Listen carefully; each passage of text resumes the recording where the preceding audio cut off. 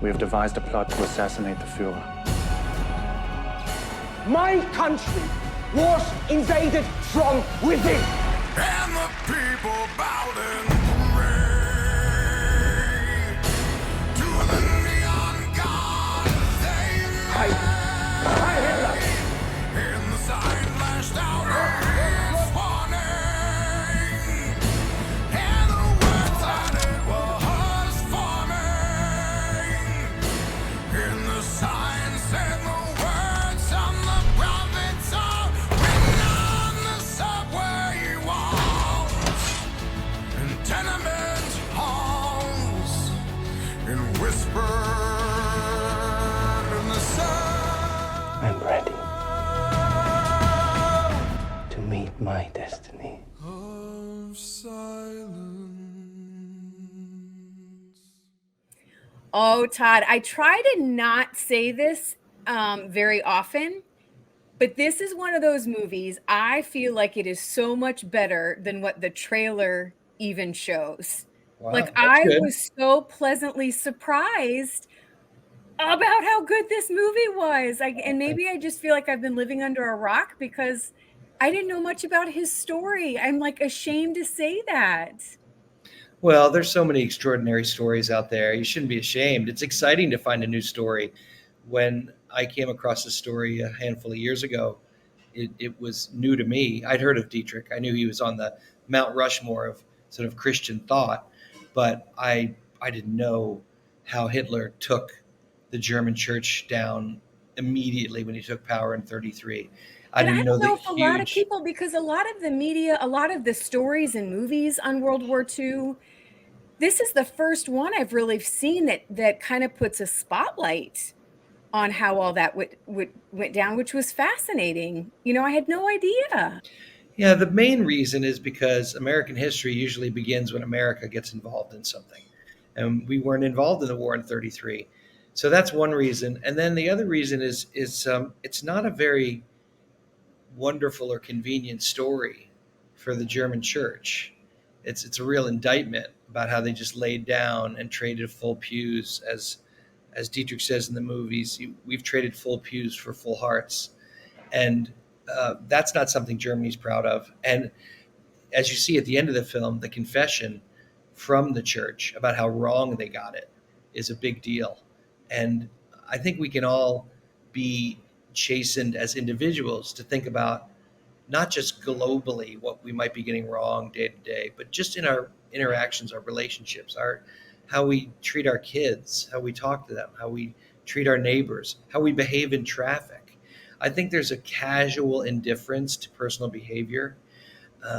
There's what Bonhoeffer would call cheap grace, which is I can pretty much do whatever I want, and I'm going to be absolved anyway. So I don't think Christians think that overtly, but I definitely think that's on the rationalization subconscious level of how, and especially how we treat other people. And this is, I just, in recent events, and I don't want to get political here, but it's such a great reminder, I think, of where we are politically and kind of the political climate right now. And for the church to really know where we stand. And, it's again, this church and state kind of thing is something that we're always kind of tiptoeing around. And this is a beautiful example, I think, on what believers need to remember, really. Yeah, you bring up an interesting word. I think there's a stark difference between what was really the German church, the power structure that Hitler went after, both the Catholic and the Lutheran Church. In his time, those churches held more power than the state did, especially because he only had 33% of the vote. So he was doing like a power grab and essentially taking real estate because he didn't believe the things he said he believed. That he certainly didn't live out any kind of faith or Christ-like behavior.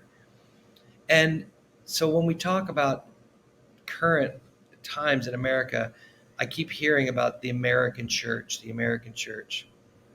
I think that's a mistake. Yeah. I don't think there is an American church. There's not an American heaven, right? Like, No, exactly. And I don't think there's an American church. There are Christians of all stripes. People, voted blue and red. It doesn't mean they don't believe what they say they believe. So getting past this church idea and leaning more into the body of Christ and scripture. And I love this. I've been talking about this a lot. One of my favorite scriptures is, can the eye say to the ear, I don't need you? Can the arm say to the leg, go away? I firmly believe that if Christians, members of the body of Christ, stop saying to the other body parts, I don't need you. Stop saying you're not like me, because we're going to wind up with a church that's just noses or just elbows. We need everybody, and when we have everybody, when we're unified, and there's love at the center, well then that's the time to act and move and say that we have something in common.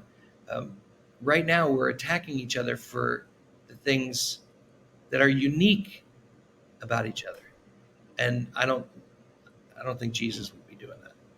all right, let's talk nitty gritty of making this film. And man, the acting in it's superb. I mean, really, it's just a beautiful, beautiful job. Well done. It's got so much heart in it. I love the family backstory. Talk about directing and kind of writing this thing, and what your kind of goal was when you first approached this, and how you wanted, because it's a heavy movie. It's kind of dark, but there is so much hope and light in it as well. Did you see the version with Lauren Daigle's song at the end of it? I don't think that song yet was at the end, because I did hear she's a part of it now too, and I listened to the song and it's beautiful. But beautiful song. So when she and I connected, and I asked her to write a song for the end of the movie, I described it as walking that tightrope at the end, which seems like a sad ending, from grief to grace. And it's a high wire, but because as Christians we believe that Sunday is coming, and Bonhoeffer certainly believed that he was at the beginning of his life when the Nazis thought they were ending his life, that I think that's the spirit that runs through this movie, because there's so much joy that Bonhoeffer found in answering his calling. And even as he also wrestled with it and found despair at times, and everybody finds despair at times, really when you feel like you're in the center of God's will, there's a deep and abiding joy that is your oxygen. And I feel like that's the oxygen of the movie. You asked about the acting. I forget what the actual number is, but there's this old Hollywood cliche that casting is 90% of the success of your film. Casting is those choices you make long before you know whether the person can actually do the job. That's really the mystical thing.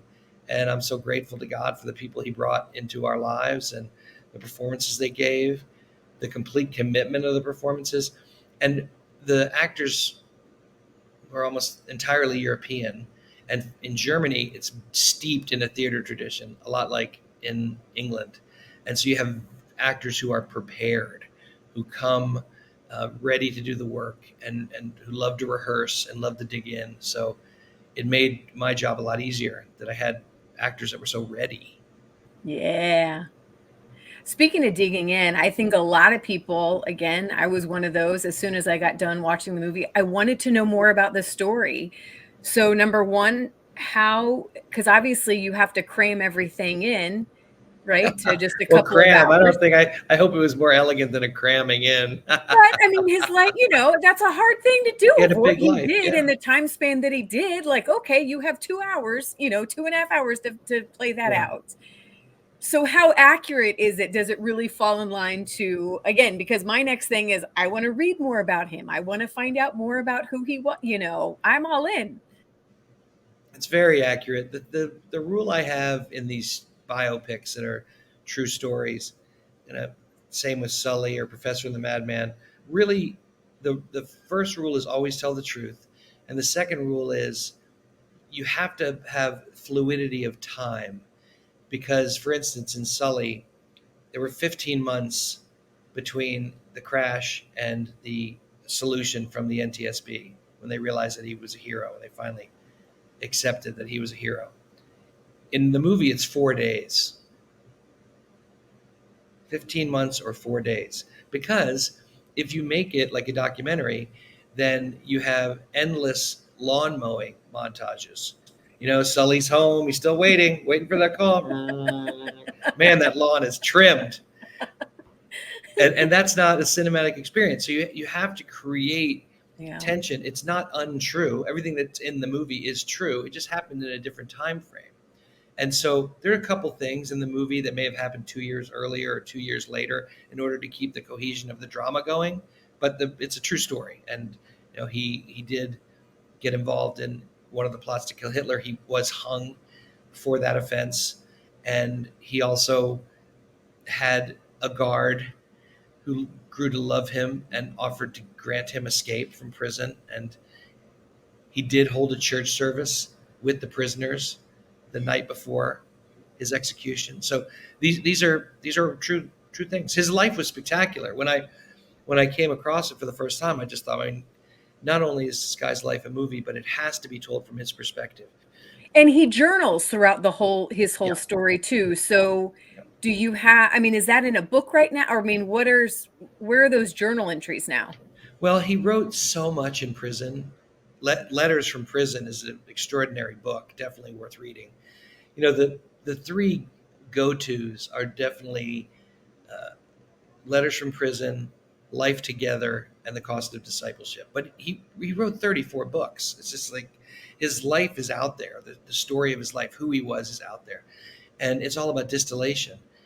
The biggest challenge is always, I'm going to be putting words in his mouth, the bulk of the words in his mouth. He will not have said. The dialogue. There's some famous quotes of his that I found ways to get into the movie. But in general, if he's talking to his brother-in-law or he's talking to his sister, you have to create honest, authentic scenes from whole cloth. Or you might know that they had a conversation that night, but you don't know what they actually said. And they also said it in German, and in my movie, they say it in English. That's the thing I take the most time with. It goes through endless drafts. You know, I always say I don't share a script of mine until I've written 35 drafts. I just work it and work it and work it and work it. And it gets shaped down into something that goes back to that word authenticity. If I believe the man that I came to know would say something like this, and his sister would say something like this, and then the flow begins to happen between them, then it feels extremely real. And when I feel at peace that I've told the truth, then I share it with the world. I want to encourage people to go see this in the theater. It is a big weekend for, movies to come out this time. Thanksgiving weekend is always a big weekend. Yeah. But what say you? Let's get people in those seats. Well, it's really important for the kind of movie that you want to see. This is the thing. I made a movie for people who love movies. And I know we're talking on a Christian network, and this is about a Christian, but I didn't make a faith-based movie. I made a movie about a man of faith. And that's a big difference. I feel like we get put in a box when they talk about Christian films and the expectation of what that should be. But this is like a throwback. This is like Chariots of Fire, which people love, and was about a man of faith. But people don't call Chariots of Fire a faith-based movie. They call it the best picture that year. And A Man for All Seasons, to go back further, again, completely dedicated to a man's faith, but not considered a faith-based movie. The way I describe it and why I'm trying to crack this paradigm and open people's minds on every side is that if this were a movie about a NASCAR driver, nobody would say that it was a NASCAR-based movie. Nobody. And nobody would say, why does he keep saying engine? He says steering wheel an awful lot. Does he need to say it that much?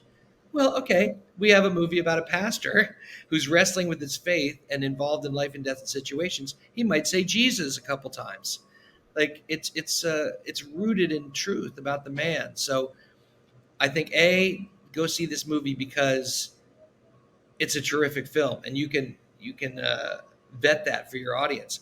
But the other reason is, if you want to have a say in what kind of movies actually play in movie theaters going forward, you have to support these kind of movies, because we're going up against Wicked and Gladiator That was 2. my thought. That was my big thought. I just didn't say it out loud. Yeah, well, those are obvious movies that are going to be big hits with huge machines behind them. But our movies in the same movie theaters and at the same time, and we're going to be on 2,000 screens. We're going to be all over the country. We're not a small release, and there's no reason why you can't go in and see all three movies over the weekend and enjoy all three of them. Although I would be asking the believers, do you want to go support Roman mythology, or a Wicked Witch, or one of the great Christian thinkers of all time? You ask yourself. It's up to you. But I would say support all three of them. I think it's going to be a great season at the box office for folks to go see movies, people who love movies. Well, I can't say it enough. Job well done. Thank you for bringing this story to light. Please give the cast and crew just congratulations from us and our team, because Thank you. I just get so excited about movies. And maybe that's why I was so pleasantly surprised. It really doesn't feel, it is a good biopic.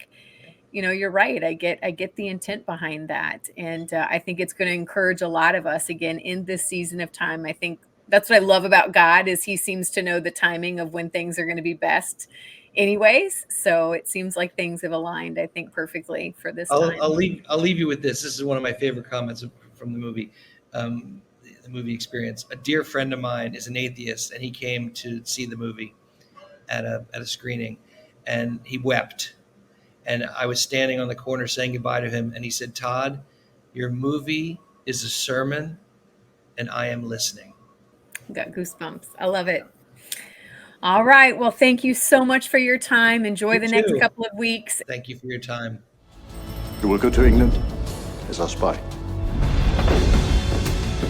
We have devised a plot to assassinate the Führer. I'm ready to meet my destiny.